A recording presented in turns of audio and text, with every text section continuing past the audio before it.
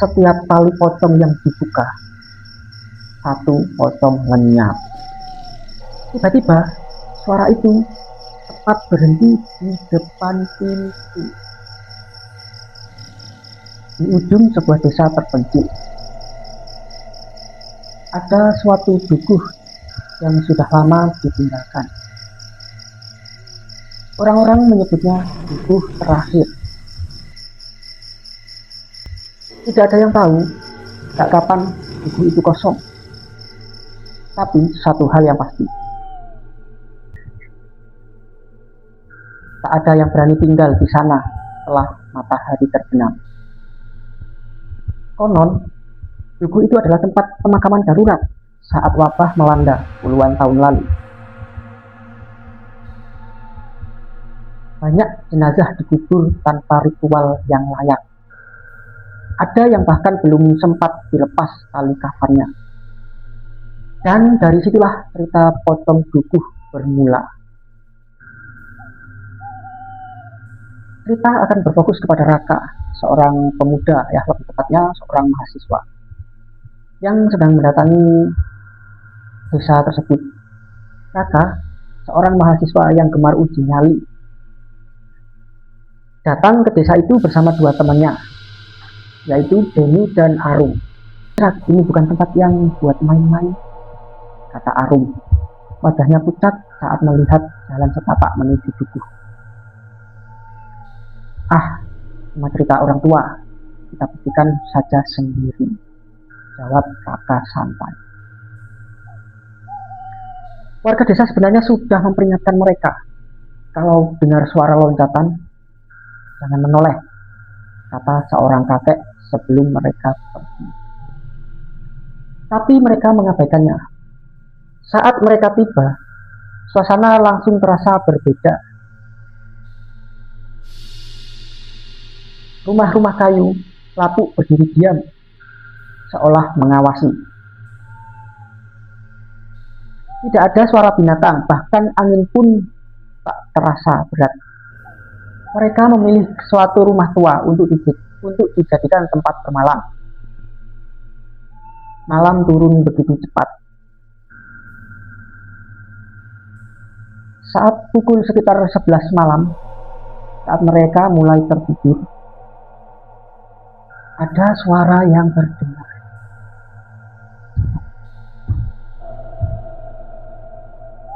Suara seperti suatu meloncat pelan terdengar dari luar rumah. Denny terbangun terlebih dahulu. Rak, lo denger gak? Bisiknya. Raka mendengar. Raka membuka mata. Suara itu semakin mendekat. Arum menutup telinganya. Itu bukan suara orang. Tiba-tiba suara itu tepat berhenti di depan pintu. Apa yang terjadi?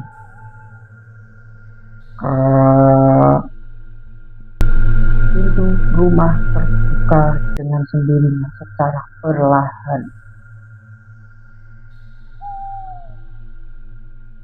Sosok itu muncul di depan pintu. Berdiri sosok putih kotor. Kain kafannya kusam, sebagian robek. Wajahnya tidak terlihat jelas. Tapi ada lubang hitam tempat mata seharusnya berada. Dan yang paling mengerikan, tali di kakinya masih terikat. Pocong itu melompat masuk. Arum menjerit. Jangan lihat, teriak Raka. Mengingat peringatan dari warga, tapi semua itu sudah terlambat. Denny menatap langsung ke wajah pocong itu. Dalam sekejap, Denny jatuh kaku. Teror dimulai. Pocong itu mulai mendekat ke arah mereka. Setiap loncatannya membuat lantai bergetar.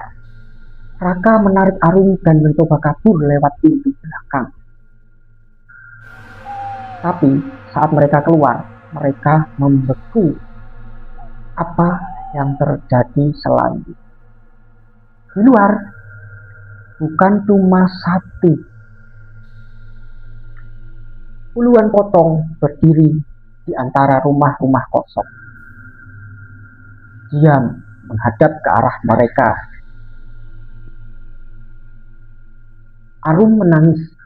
Kita gak akan bisa keluar.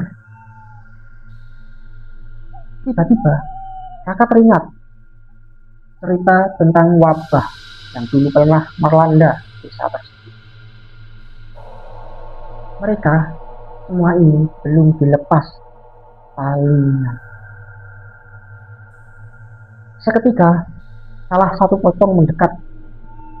Wajahnya ini terlihat kulit mengelupas, mulut terbuka lebar, seperti ingin berteriak, tapi tak ada suara. Namun tiba-tiba suara bisikan terdengar di kepala Raka.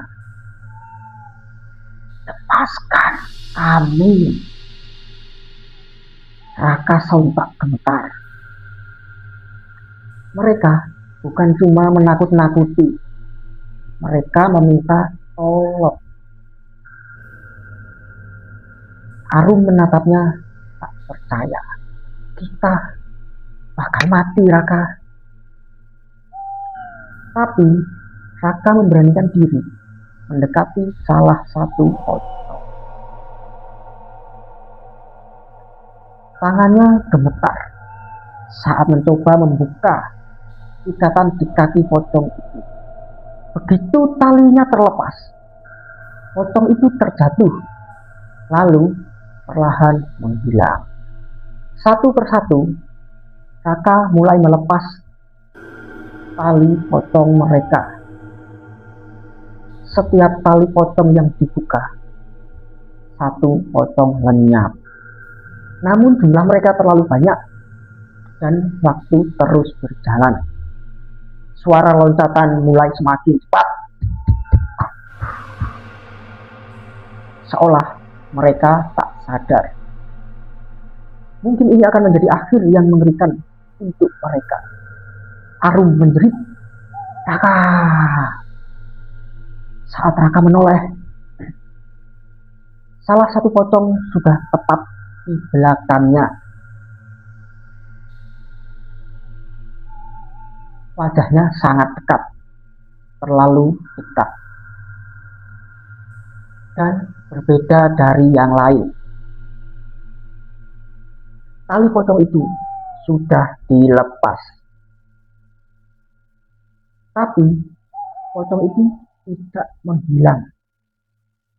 Pocong itu tersenyum. Yang ini bukan mau dibebaskan, tapi yang ini penjaga. Itu menjadi malam yang sangat menakutkan untuk mereka bertiga. Setelah kejadian itu, mereka semua tak sadarkan diri. Keesokan paginya, warga desa menemukan tubuh itu kembali sunyi. Tak ada Raka, Dani, ataupun Arum. Namun, di salah satu rumah kosong, terdapat 3 pocong baru. Berdiri diam dengan tali yang masih terikat erat. Jadi keesokan paginya warga itu menemukan 3 pocong baru yang masih lengkap, talinya masih terikat. Coba kalian tebak siapa mereka? Sejak saat itu, warga desa percaya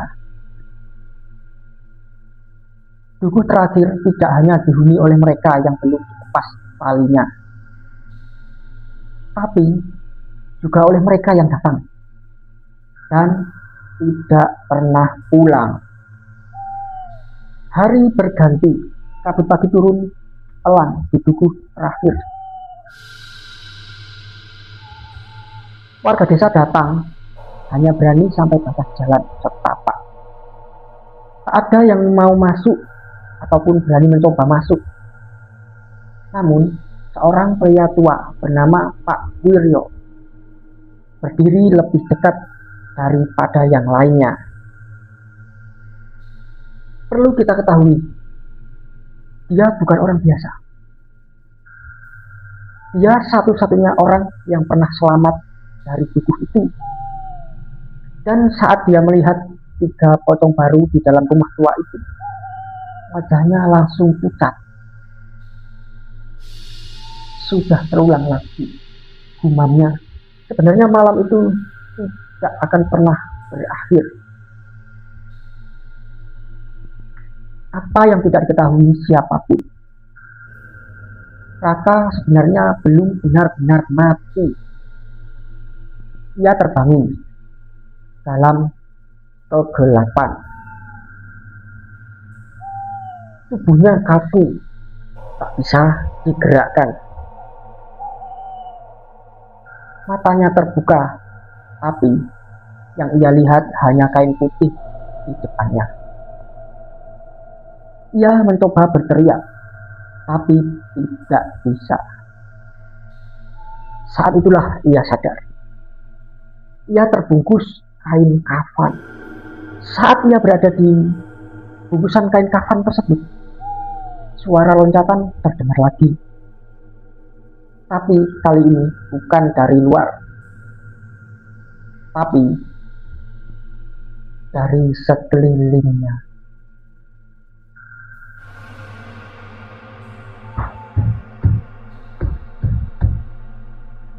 Banyak, sangat banyak. Seolah ia berada di tengah kerumunan. Tiba-tiba suara itu berhenti. Lalu terdengar bisikan. Bukan hanya satu, melainkan puluhan. Sekarang kau bagian dari kami. Kau bagian dari kami.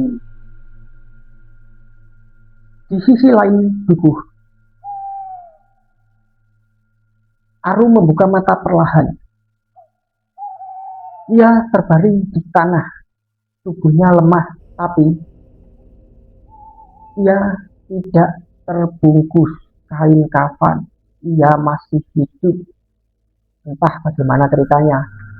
Tiba-tiba Arum lepas dari bungkusan kain kafan tersebut.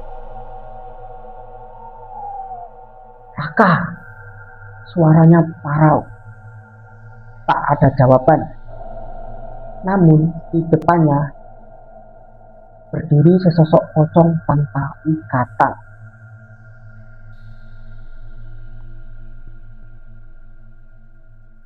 Ya, tidak lain dan tidak bukan, itu adalah sang penjaga. Makhluk yang berbeda dari yang lain. Ia tidak melompat. Ia berdiri tegak menatap Arum.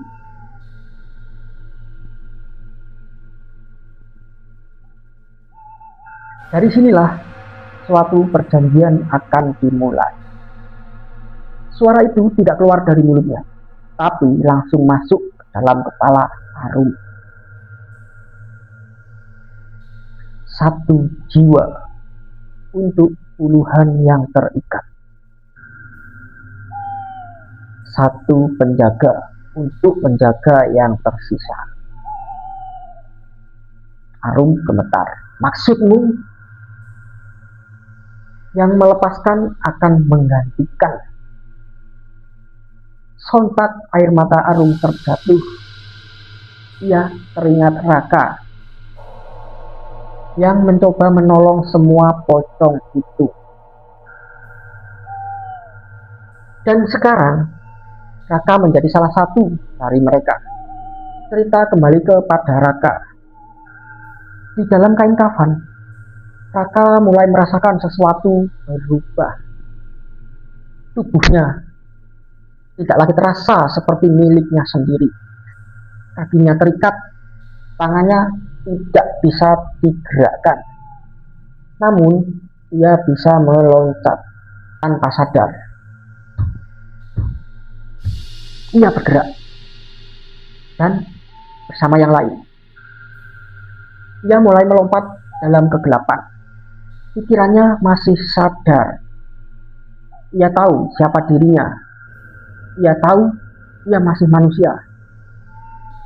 Tapi tubuhnya sudah bukan miliknya lagi. Penjaga itu mendekati Aru lebih dekat. Wajahnya kini terlihat jelas, bukan wajah manusia. Kosong, seperti lubang tanpa akhir. Gantikan atau tinggal. Aru tahu artinya.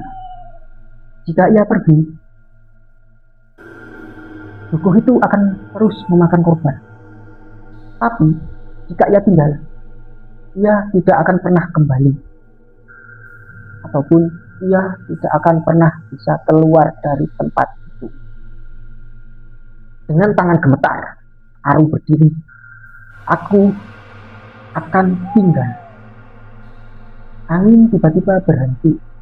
Sunyi. Pocong-pocong di sekeliling sontak mereka terdiam. Penjaga itu pun mendekat, lalu perlahan. Kain putih mulai membungkus tubuh Aru sendiri. Ia tidak melawan. Air matanya terus terjatuh. Raka, maaf. Saat kain itu menutup wajahnya, Aru tak menjadi seperti yang lainnya. Ia tidak terikat. Ia tetap berdiri. Tidak melompat. Tidak terjatuh. Tapi ia menjadi penjaga baru. Itulah part 1 dari kisah Pocong Dukuh Terakhir. Pada akhir cerita, kisah ketiga remaja itu yang berubah menjadi pocong. Dan bagaimanakah akhir dari semua kisah itu? Kisahnya akan terus berlanjut dan tidak akan berakhir.